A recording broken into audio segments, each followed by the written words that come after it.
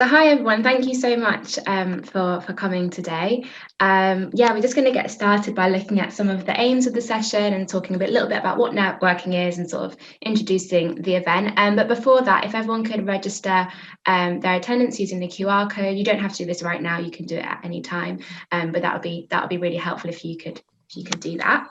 I'm just going to start by talking about what networking is. I think it's a bit of a buzzword that we hear a lot, especially at university, and it sometimes can be difficult to pin down, and it can be sometimes quite abstract. So hopefully we can go through kind of what it looks like. So really it's about gathering information, discussing your ideas, and raising your profile amongst people who could be helpful to you in the future with regards to your career.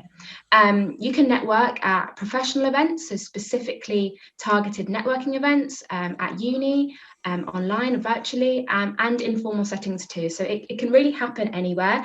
It's just about being open to that. And it's about making connections with these people and then building them into relationships that are mutually beneficial. Great. So I'm just going to talk about a little bit about why it's useful to network and why it's beneficial.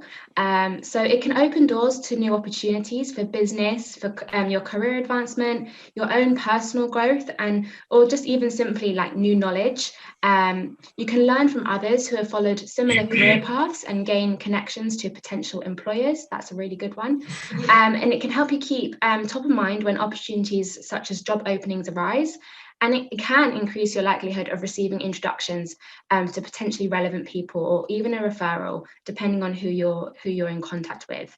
And also as well, practicing networking can really boost your confidence and communication skills in a professional setting. And these are two skills that I would say most employers look for and are really sought after. So that's always an added bonus.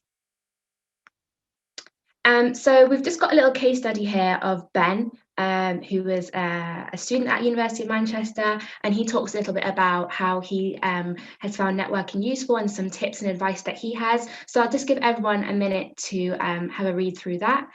Seconds to have a read through. Maybe this is Avni again, a former student at University of Manchester, and she talks a little bit about why networking is beneficial. So if everyone wants to take a moment just to read through that quickly, that would be great. Cool. So I'm just going to talk a little bit about some common concerns that I think a lot of students, I know myself included, have sort of grappled with a little bit with regards to networking and some of the ways it can be intimidating or a bit unclear. So one of those things is knowing who to speak to and who to approach, who are the right people to connect with. And so I've got a little list here of some ideas of who those people could be. So that could be professionals, employers, obviously, companies that you're interested in working for, mentors, your peers, people from university, so people like in the event today, alumni, so people that have been to university, and LinkedIn is a really, really great place for you to connect with these people, and we're going to talk a little bit about how you can do that effectively later on. The next sort of concern or common kind of query is, what do I actually say? What do I talk about when I'm trying to network? And one of the things you can talk about is your career aspirations. So where you'd like to go, kind of your goals, what sector you'd like to get into. Any experiences that you've had that are valuable and where you've learned something. That could be volunteering or work experience or internship. Any challenges that you're facing at the minute. I know we're all facing challenges, but it's quite nice to share those with someone and see if you can find any common ground there. And also any passions and interests that you have, any hobbies or particular areas that you're really interested in. That can be a great way to get a conversation going as well. Another one is, how do I appear more confident? Obviously, this event's online today, virtually, but these things you could hopefully do as well in person. So that is, smiling. You can do that today as well. Smiling, just having that sort of positive attitude, having eye contact with the person that you're speaking to, and really listening to what they're saying, will help, help you to appear more confident and help the conversation hopefully flow. And finally, one of the sort of common queries as well is, how do I maintain the connections after I've made them?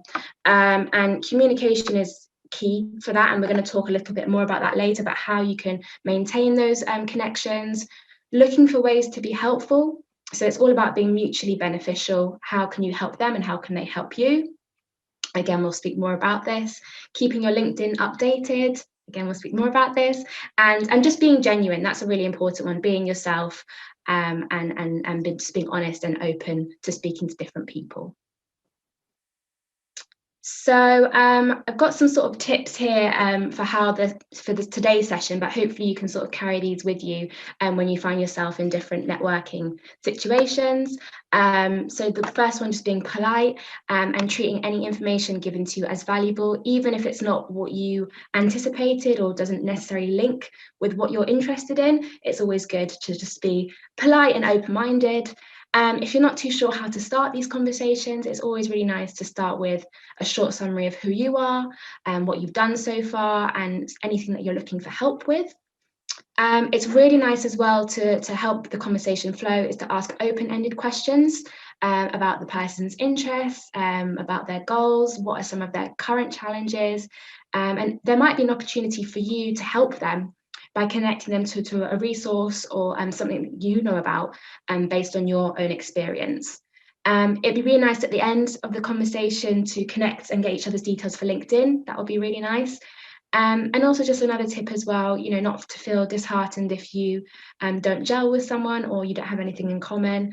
It's just about being open, as I said, and just taking, each piece of information as an opportunity to learn. And finally, being yourself is a great thing to do as well.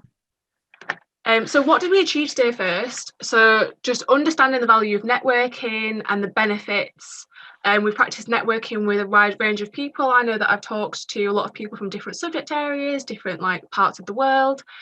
And kind of most importantly, I think, is just talking to people that we don't know in a networking scenario, knowing what kind of questions to ask and not feeling awkward and just really trying to sell ourselves.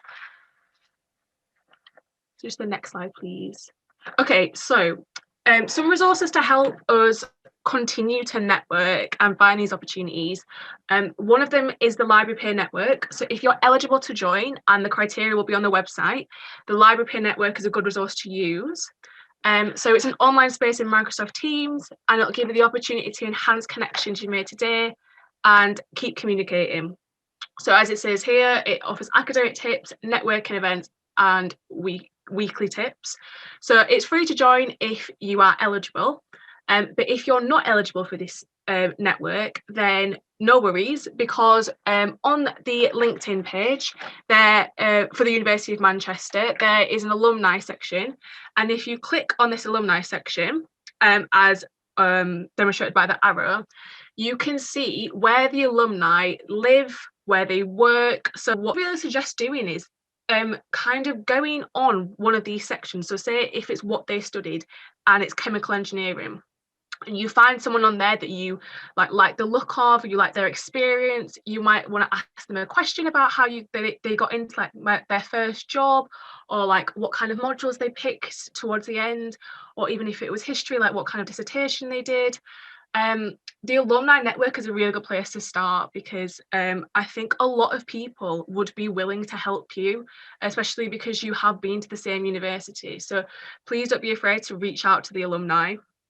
So connecting with people on LinkedIn is the next thing. So this is Kim. Kim is actually on the meeting today, but I don't know whether Kim actually knows I've used her profile as an example. If I wanted to connect with Kim, I would just search Kim in the search bar for LinkedIn, and I'd press connect.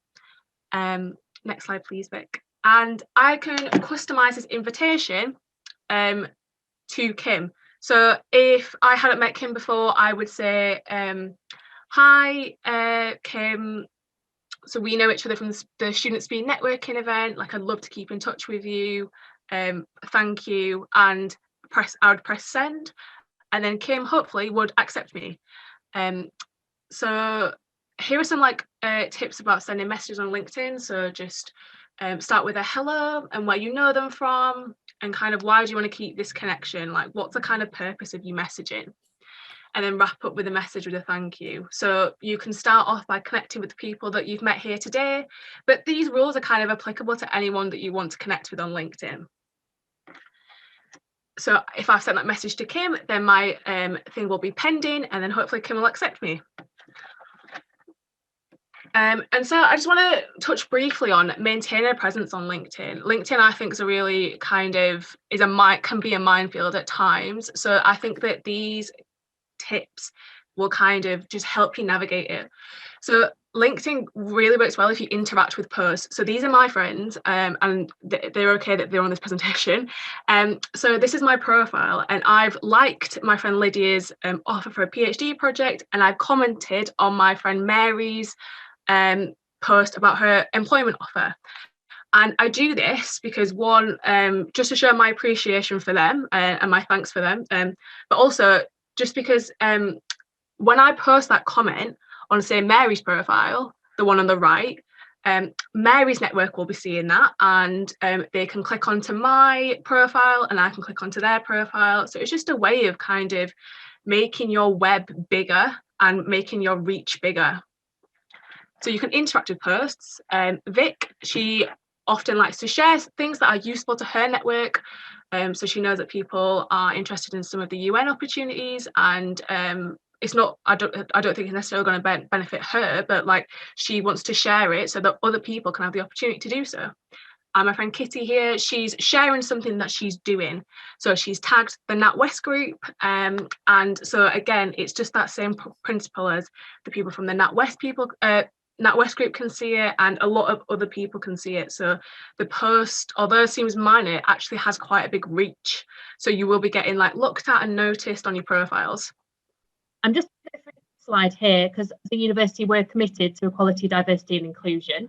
This event was originally put together for the benefit of students who might not have an existing network and might find that difficult, might not be familiar with it. And we just want to make it really clear that we know that not everyone will have the same experience of careers events or recruitment processes. But however you identify, we are here to support you, and employers are as well. The employers that we work with are increasingly conscious of recruiting a diverse workforce and the benefit to them of doing that. So lots of organisations have initiatives and schemes that you can sign up to that people on the call might be eligible for. You can use the link on the slide, going to the Careers Service website, looking at under help and advice, and then clicking on equality and diversity.